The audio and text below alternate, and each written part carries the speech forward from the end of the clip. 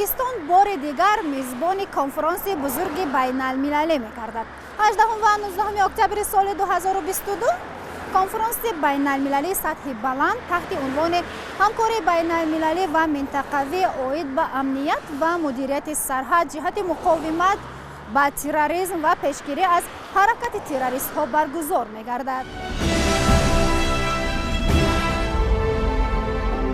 هدف این چهاربینی بزرگ بین المللی در دوشنبه توسعه همکاری دو جانبه منطقوی و بین المللی جهت تحکیم نظارت سرحدی و گمرکی با مقصد پیشگیری و آشکارسازی حرکت تروریست ها از جمله جنگجویان خارجی تروریست، دادوگرفت غیرقانونی اسلحه خرد و سبک، لوازمات جنگی و مواد ترکننده، تسلیحات و مواد هسته‌ای، کیمیاوی، بیولوژی و رادیاسیونی، اینچنین اندیشیدن تدبیرهای ضروری در بابت تامین امنیت و مدیریت سرحد، عدالت سودی و تبادل اطلاعات مطابق معیارهای حقوق انسان، حقوق بین المللی بشردوستانه و پناهندگان می باشد.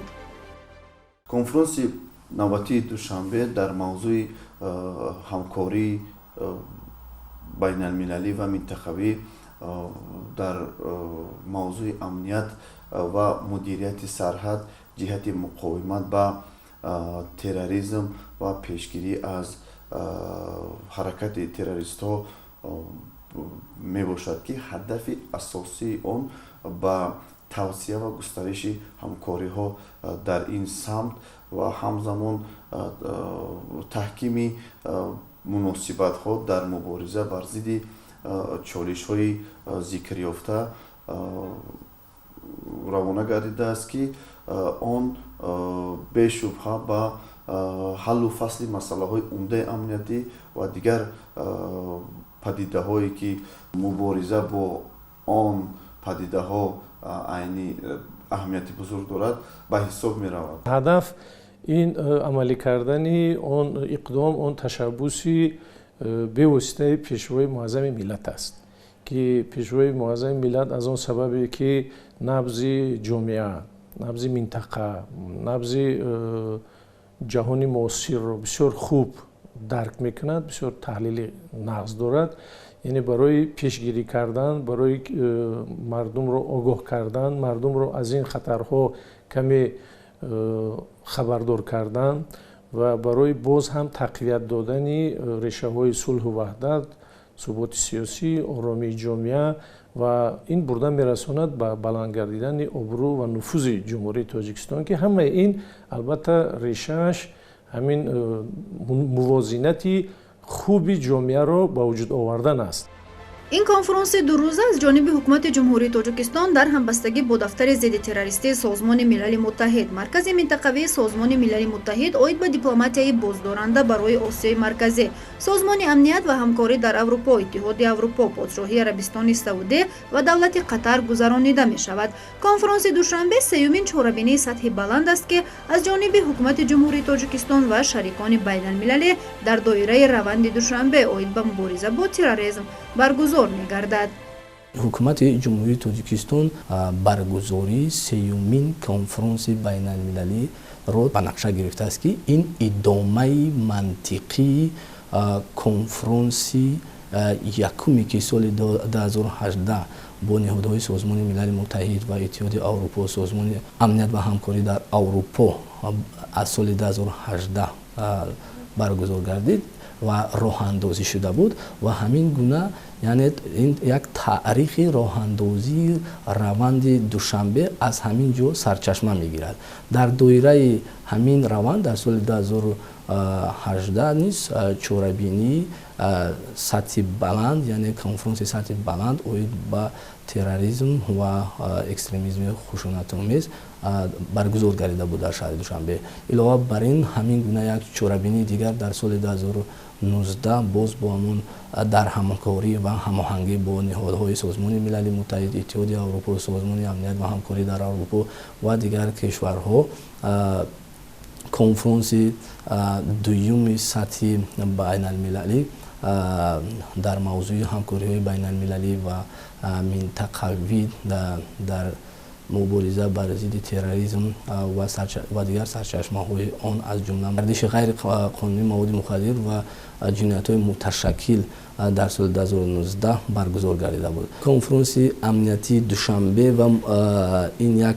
مبارزه مشترک بر ضد چالش‌ها و تهدیدهای موثر یک تکان نو بخشیده. روند دوشنبه اوید به مبارزه بر تروریسم همچون پلتفرم‌های مهم برای همکاری‌های سازنده و سودمند برای همه جانب‌های منفعت‌دار جهت تحکیم امنیت منطقوی و جهانی مساعدت خواهد کرد. نتیجه های این سیاست هنگام راهاندازی تشبث و پیشنهادهای حکومت کشور در بابت میزبانی و گذراندن یک قطار چهاربینی‌های بین المللی تخصصی بارها تجسم یافتند. روند دوشنبه اوید به مبارزه با تروریسم نیز در پی تلاش‌های بین المللی کشور ما و در نتیجه برگزاری سلسله چهاربینی‌ها مربوط به تروریسم دوشنبه از جانب سازمان ملل متحد آغاز یافته است. کنفرانس در پیش‌داده دوشنبه چطوری که گفتیم سومین چهاربینی سطح بلند است که در چهارچوب روند دوشنبه از جانب حکومت جمهوری تاجیکستان در همکاری با شریکان ما برگزار می‌گردد و عزم قوی نمایندگان کشورهای سازمان ملل متحد، سازمان‌های بین المللی، از همه مهم جامعه شهروندی جهت اشتراک در چهاربینی به خاطر حل و فصل موضوع داغ روز زیاد هستند و این از آن شهادت می‌دهد که تشبث‌های جهانی تاجیکستان در عرصه بین المللی دارای مقام و منزلت شایسته می باشند. در حقیقت تروریسم و افراطگرایی سالهای آخر به یکی از مشکلات سیاسی و امنیتی جامعه جهانی تبدیل یافته است. مشاهده ها نشان می‌دهند که امروز تروریسم بیش از پیش خصوصیت فراملی و گلوبالی کسب می‌کند. آن در منطقه‌های گوناگون جهان دامن پهن کرده خطر بزرگ اجتماعی دارد و برای امنیت دولت‌های علاهیده و منطقه‌ها تهدید ایجاد می‌نماید. کشتار و تخریبکاری‌های شدید، مرگ انسان، وحشتگرایی و دهشت‌افکنی ننگین‌ترین عمل‌های انسانی است که تروریستان انجام می‌دهند. با من میگفتند که به حجاب به بیرون نبرم، ولی هر بار که تنها میموندم حجاب رو به در میکردم. من او را سوزانیدم. تمام. بسیار میخواستم که همه تروریستان مانند همین لباس من بسوزند. جمهوری تاجیکستان که عاقبت‌های فاجعه‌بار تروریسم و افراطگرایی را از سر گذرانیده است، طی چند سال اخیر در سمت مقاومت با ظهورات مذکور و منبع‌های مبلغ‌گذاری آنها تدبیرهای مؤثر را راه‌اندازی کرده ایستاده است. در پس منظر اقدام‌های اخیر دولت صاحب استقلال ما وابسته به تقویت مبارزه مشترک جامعه جهانی علیه تروریسم و اکستریمیسم میتوان گفت که امروز جمهوری تاجیکستان با تشبث و راهبری اساسگذار صلح و وحدت ملی پیشوای ملت پرزیدنت جمهوری تاجیکستان محترم امامعلی رحمان همچون یک کشور پیشاهنگ در حل مهمترین مسائل بین المللی اعتراف گردیده است. تروریسم خوب و گنده شده نمیتواند. سرحد تروریسم اگر 10-15 سال پیش یک افغانستان یک کشورهای دیگر بود، امروز بینیتان چقدر سرحدی وای بیاختیر شده است. با نظرداشت آنی که جمهوری تاجیکستان در سمت مبارزه بر ضد تروریسم و اکستریمیسم خشونت‌آمیز تجربه و سهم بزرگ دارد، کشور ما را تحت رهبری پیشوای ملت محترم امامعلی رحمان در جهان اعتراف و احترام می‌گذارند. و از این نقطه نظر ما رو همچون یک کشور پیشقدم در این سمت اعتراف می نمایند. باید قید نمود که کشور ما در مسئله مبارزه با خوف و خطرها و تهدیدها پیش از همه افراطگرایی خشونت‌آمیز و تروریسم بین المللی از روزهای اول صاحب استقلالی به این مسئله توجه بیشتر ظاهر می نمود و چنین توجه جدی به این مسئله یعنی تامین امنیت از اون دلالت و شهادت می‌دهد که کشور ما متاسفانه بارها مورد حمله террористону ифротгароён қарор гирифтааст ки таҳдиди онҳо ва таҳдиди сар задани онҳо то ҳол эҳсос мегардад. аз ин нуқтаи назар ҷумҳурии тоҷикистон миқёси пурраи хавфу хатари ифротгароӣ ва терроризмро дарк намуда дар мубориза ба ин таҳдидҳо фаъолнокӣ бештар менамояд. ҳар як лаҳза дорад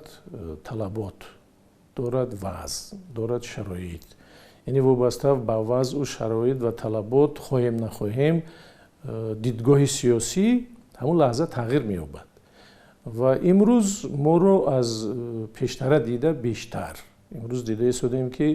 ҷанги сарде ки мегуфтем ҷанги сард ва ҷанги киберӣ ва ба ҷанги гибридӣ табдил ёфт ва ҷанги гибридӣ имрӯз дида истодем ки ба ҷанги шадиди байни кишварҳои аввалқудрат табдил ёфта истодааст. аз ҳамин лиҳоз хоҳем нахоҳем дар чунин ҳолатҳо бояд ин масъалаҳо баррасӣ ҷиддӣ гарданд ва ҷойгоҳ мавқеъ ва устуворияти давлати тоҷикистон ба он пешниҳодҳое ки пешвои муаззами миллат кардааст бояд ки бори дигар мавриди баррасӣ ва омӯзиш қарор гирад. тавре маълум яке аз тадбирҳои муассири кишвари мо дар роҳи мубориза бо терроризм қабул ва мавриди амал қарор гирифтани стратегияи миллии ҷумҳурии тоҷикистон оид ба муқовимат ба терроризм ва ифротгароӣ барои солҳои 2016-2020 мебошад. ҳукумати ҷумҳурӣ дар чорчӯби ин стратегия ба дастовардҳои назаррас ноил гардид. аз ҷумлаи ин дастовардҳо беҳбуди механизми пешгирии ифротгароӣ, таваҷҷӯҳи бештари мардум ба хусус муассисаҳои таълимӣ ва падару модарон ба масъалаи тарбияи наврасону ҷавонон дар рӯҳияи ватандӯстӣ ва баландбардоштани нақши ҷомеаи шаҳрвандӣ дар пешгирии тундгароӣ аст. соли 2016 бо инобати таҳдиду хатарҳои аз ҷониби терроризму террористон ва экстремизм бармеомада аз ҷониби асосгузори сулҳу ваҳдати миллӣ пешвои миллат президенти ҷумҳурии тоҷикистон муҳтарам эмоми раҳмон таҳти роҳбарии прокурори генералии ҷумҳурии тоҷикистон муҳтарам раҳмон юсуфу аҳмадзод гурӯҳи корӣ таъсис дода шуда аз ҷониби гурӯҳи корӣ дар як муддати кӯтоҳ лоиҳаи ҳуҷҷати барномавӣ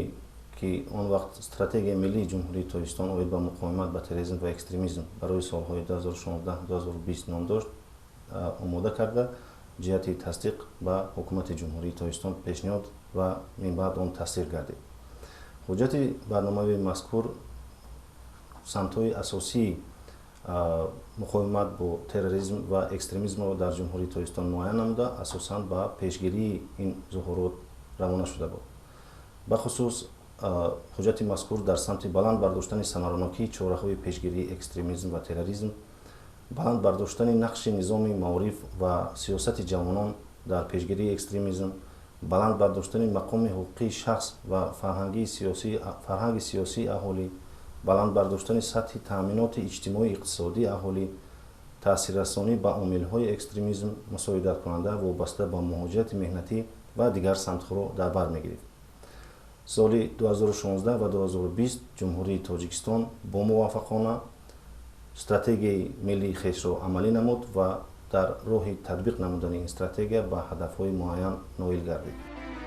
ҷумҳурии тоҷикистон бо татбиқи муваффақиятомези стратегияи миллии ҷумҳурии тоҷикистон оид ба муқовимат ба терроризм ва ифротгароӣ барои солҳои 2016-2020 стратегияи навро барои солҳои баъдӣ таҳия ва қабул намуд. зеро мубориза бо ин падидаи харобиовар кори доимӣ ва таваҷҷӯҳи ҷиддиро талаб мекунад. ҳамин тариқ 22 апрели соли 2020 дар қароргоҳи созмони милали муттаҳид дар ҳамкорӣ бо дафтари зидди террористии созмони милали муттаҳид ва иттиҳоди аврупо брифинги сатҳи баланд роҷеъ ба муаррифии стратегияи ҷумҳурии тоҷикистон оид ба муқовимат ба терроризм ва экстремизм барои солҳои 2021-2025 ва нақшаи амалии он баргузор гардид. прокурори генералии ҷумҳурии тоҷикистон Юсуф Раҳмон стратегияро барои ҳозирин муаррифӣ намуд. дар рӯнамои стратегия вобаста ба тамоюлҳо ва дурнамои ҳамкориҳои минтақавӣ ва байналмилалии кишвар дар соҳаи мубориза бо терроризм маълумоти муфассал пешниҳод гардида, мусоидати кишварҳои узв ва ниҳодҳои созмони милали муттаҳид ба Тоҷикистон дар татбиқи стратегия муҳим дониста шуд.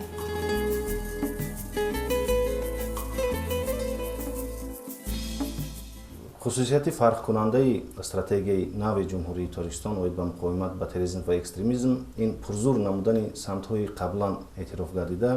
ва муайян намудани самтҳои нави ҳамкорӣ ва пешгирӣ кунандаи терроризм ва экстремизм дар ҷумҳурии тоҷикистон гардид. бахусус дар стратегияи нави муқовимат ба терроризм ва экстремизм самтҳои нав ба монанди амиқгардонӣ ва васеъ намудани чораҳои пешгирии экстремизм дар муассисаҳои системи иҷрои ҷазои пешгирӣ,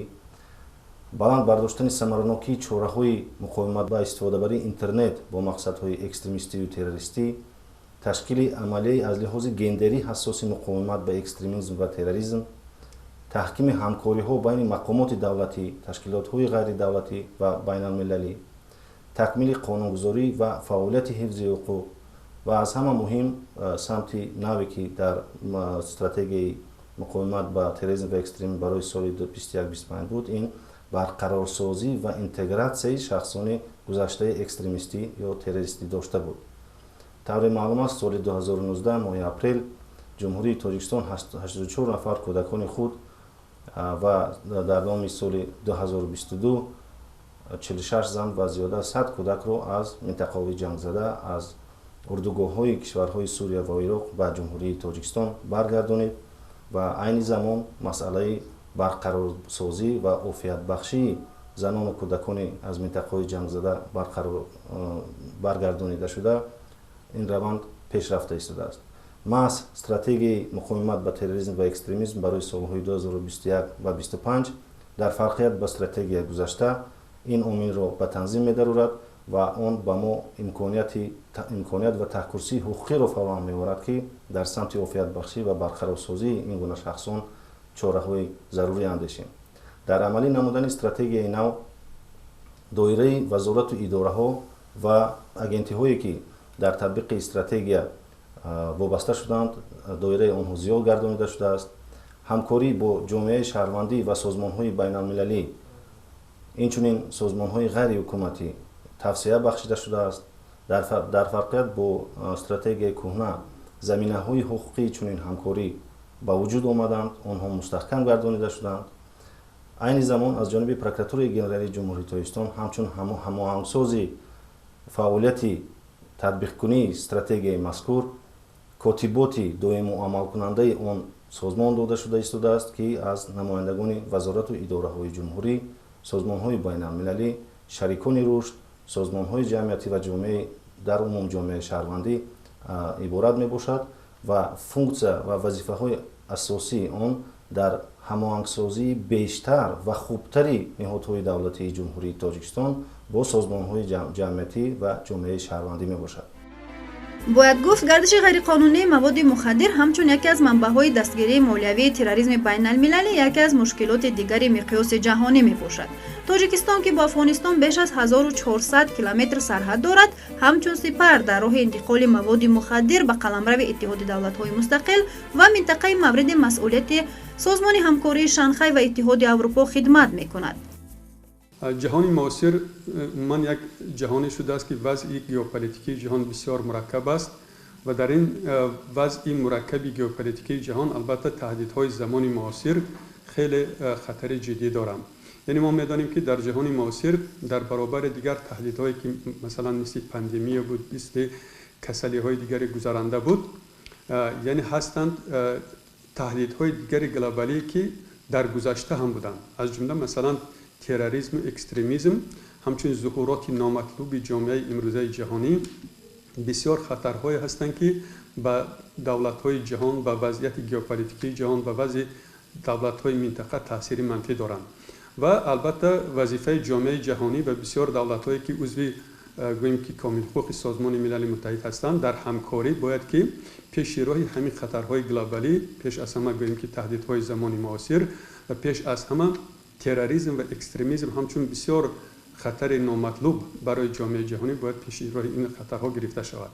ва кишвари азизи мо Тоҷикистон яке аз кишварҳои рӯ ба инкишофе ҳаст ки барои пешгирии анами зуҳуроти номатлуби ҷаҳон ва таҳдидҳои муосир,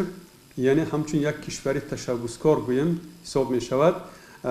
дар баробари аз тамоми минбарҳое ки сарвари давлат, пешвои миллат, президенти муҳтарами ҷумҳурии Тоҷикистон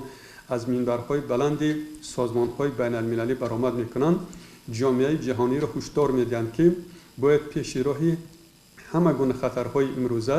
تهدیدهای امروزه از جمله تروریسم و اکستریمیسم گرفته شود و بیشتر تکیه میکنم به مسئله افغانستان که یکی از گویم که سرچشمه های اساسی پنهان شدن انمون تهدیدهای زمان معاصر از جمله تروریسم و اکستریمیسم هست که از اکثریت کشورهایی که وضع سیاسیشان ناآرام بودند امروز در این منطقه جمع شدند.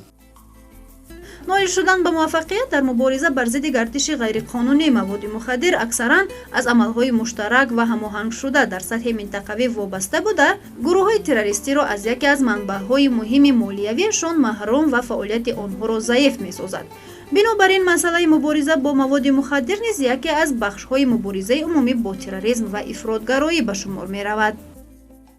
مواد مخدر یکی از منبع‌های اساسی درآمد مالیوی گروه‌های تروریستی است و به این خاطر باید با آن جدی مبارزه برده شود. تروریسم مذهب و ملت ندارد و باید در یک جایگی با آن مبارزه برد. تنها در این صورت موفق خواهیم گشت. البته مبارزه بر ضد تروریسم و افراطگرایی به یک سمت محدود نشده، در سمت‌های دیگر نیز باید به راه مانده شود، از جمله در سمت اطلاعات. زیرا در شرایط کنونی مسئله تأمین امنیت اطلاعاتی اهمیت مخصوص دارد. وضع تغییرآمده جهان امروزه و خصوصیت استوار پیدا نبودن ظهورات خطرناک زمان معاصر از جمله تروریسم و اکستریمیسم، قاچاق سلاح، گردش غیرقانونی مواد مخدر، کیبرجنایت‌ها و دیگر جنایت‌های فراملی که بشریت را به تشویش آورده‌اند ما را وادار می‌سازد که به مسائل تأمین امنیت کشورمان دقتی اولین درجه دهیم. زیرا پیروان سازمان‌های تروریستی و اکستریمیستی برای ناآرام ساختن وضعیت در جامعه و تفریقه اندازی و برانگیختن نزاع‌های دینی و مذهبی کوشش کرده برای گمراه ساختن ساکنان مملکت بخصوص جوانان و به سازمان‌های منع شده جلب نمودن آنها از شبکه‌های اینترنتی وسیع استفاده می‌برند. این نکته در پیام پرزیدنت جمهوری تاجیکستان پیشوای ملت محترم امامعلی رحمان صدا داد که بار دیگر از اعتماد و باوری سرور دولت نسبت به جوانان درک داده در رغبت خود آنها را به حفظ منافع دولت و ملت در زمان پرآشوب معاصر دعوت می‌نماید. زیرا در عصر تکنولوژی اطلاعاتی عملاً همه سازمان‌های تروریستی در واسطه‌های اخبار عموم، شبکه‌های اجتماعی از سبب آسان دسترس بودنشان فعالیت نموده کوشش می‌نمایند که عقل و هوش جوانان را مطیع خود سازند. اگر در سال 1998 ساختارهای تروریستی در شبکه‌های نفت تشکل یافته اینترنت همگی 12 سامانه، سال 2005 4800 سامانه داشتند، حالا شماره سامانه‌های اینترنتی گروه‌های تروریستی به 10,000 رسیده است. گذشته از این در شبکه‌های اینترنتی تعداد سامانه‌های زیادی خبری که با سازمان‌های تروریستی رابطه مستقیم ندارند اما غایه‌های آنها را می‌پسندند خیلی افزوده است. تشکیلات و گروه های تروریستی و اکستریمیستی هدف اساسی خود رو بیشتر انتخاب می نمایند کی رو؟ جوانان رو و با کدام سبب؟ با نظر داشت و سبب آن که نارسایی تجربه کافی زندگی جوانان رو به این نوبت گرفته محض آنها جوانان رو به صف خود جلب میکنند. از این نقطه نظر جوانان کشور ما همچون قشری اساسی و قشری فعال فضای مجازی و جامعه اطلاعاتی ما باید که در سمت تأمین امنیت اطلاعاتی از جمله در سمت مبارزه های ایدئولوژی این گروه تشکیلات های تروریستی اکستریمیستی باید که سهمگذار باشند. هر یک جوان وطن دوست باید که زیرکی سیاسی رو از دست نداده در تأمین امنیت اطلاعاتی کشور خود سهمگذار باشد و البته که برای بلند برداشتن فرهنگ سیاسی و حقوقی و عائله‌داری آنها باید پدر و مادر و دیگر قشرهای جامعه مساعدت نمایند که آنها توانند که با استفاده عاقلانه از اینترنت در تأمین امنیت اطلاعاتی از جمله در مبارزه های ایدئولوژی گروه های تروریستی و اکستریمیستی مبارزه برند. اینا منفعت دارند اینها پشت اینها قدرت ها وجود دارد، پشت اینها سرمایه ها است. خب و متاسفانه دولت های و کشورهایی که از هدف اساسی واقف نمی شوند، خب اینها به دست خود از بین میبرند. ما وضعی که در سوریه یا در عراق میبینیم همین وضع است. یعنی ببینید اونا همه باشنده های فرض کردیم یک کشورند، یک ملتند، یک تمدنند و در زیاد حالت ها یک باورند، ولی به دست خود همدیگر از بین میبرند. تمامی پایگاه های اقتصادی و اجتماعی که اونها باید برای مردم خدمت کنند اونها رو هم میترک کنند، از بین میبرند. خب یعنی در مجموع میتوان گفت که تروریسم ریشه ها در هر کجایی که ریشه پیدا میکنند، در هر کجایی که مثلا این گروه ها مستقر میشوند، اینها همین ملت، همین دولت، همین مردم، همین تمدن حتما از بین میبرند. پوشیده نیست که با دست آوردن موفقیت در مبارزه بر ضد تروریسم و افراطگرایی و دیگر تهدیدهای گلوبالی، هماهنگی فعالیت جامعه بین المللی و عزم قطعی دولت‌ها را تقاضا می‌کند. با در نظر داشته وضع مرکب و پیشگویی نشونده منطقه و جهان امروزه و تا رفت شدت گرفتن تهدید و خطرهای معاصر از جمله تروریسم و افراطگرایی، قاچاق مواد مخدر، سلاح، جنایت‌های کیبری و دیگر جنایت‌های متشکل فرامیلی، همچنین دسترسی گروه‌های تروریستی به یراق و اسلحه معاصر، حکومت مملکت برای بلند برداشتن سطح آماده‌باشی جنگی قواهای مسلح و تقویت بخشیدن اقتدار مدافعوی کشورمان تمام تدبیرهای ضروری را عملی کرده ایستاده است. در سطح ملی تاجیکستان جهت تحکیم عنصرهای کلیدی سیاست خارجی خود برای مبارزه علیه تروریسم بین المللی، افراطگرایی، گردش غیر قانونی، واسطه‌های نشدار، قاچاق سلاح و دیگر چالش و تهدیدهای امنیتی تدبیرهای مشخص را می‌اندیشد. در عرصه بین المللی کشور ما توسط راه‌اندازی سیاست درهای باز تحت سروری خردمندانه اساسگزار صلح و وحدت ملی پرزیدنت جمهوری تاجیکستان محترم پیشوای ملت نه تنها موقع و منزلت خود را در مبارزه بدین وسیله ها قوی ساخته است، بلکه این جهت این پلتفرم برای حل و فصل این چنین چالش ها امکانیت خوب برای هم منطقه و هم جهان فراهم می‌آورد.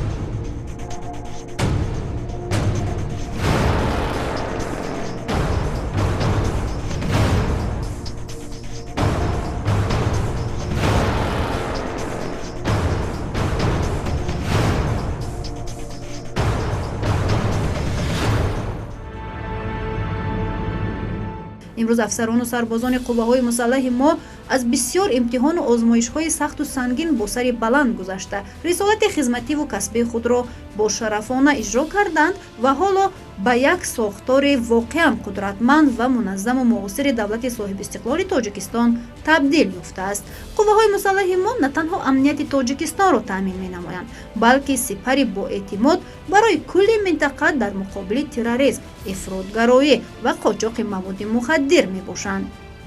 راهبریت دولت پیشوای ملت محترم امام علی رحمان از تمام امکانیت‌های موجوده استفاده بردند و توانستند که یک نیروی تشکیل نمایند که اون تواند گیم که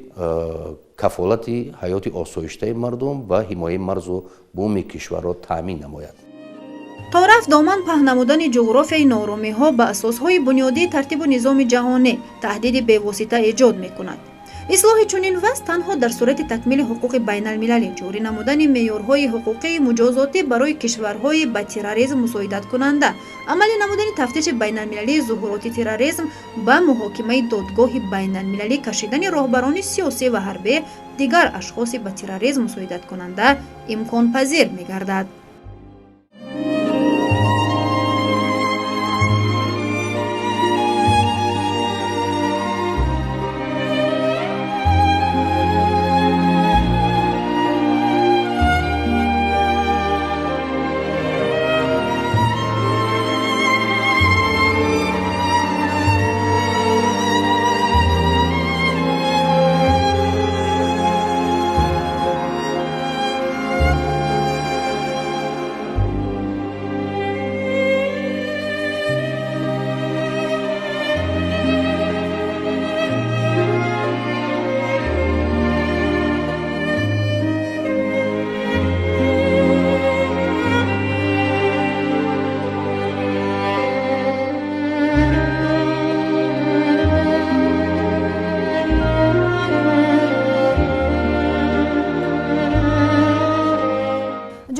тоҷикистон бо ташаббусҳои созанда ва иқдомҳои амалӣ дар сатҳи байналмилалӣ исбот намудааст ки як кишвари дорои сиёсати устувор дар мубориза бо хатарҳои муштараки ҷаҳонӣ мебошад. кишвари мо амалан дар сафи пеши мубориза бо терроризму экстремизм, қочоқи маводи мухаддир ва дигар хатарҳо қарор дошта, сипари боэътимоди минтақа барои таъмини амният ба шумор меравад.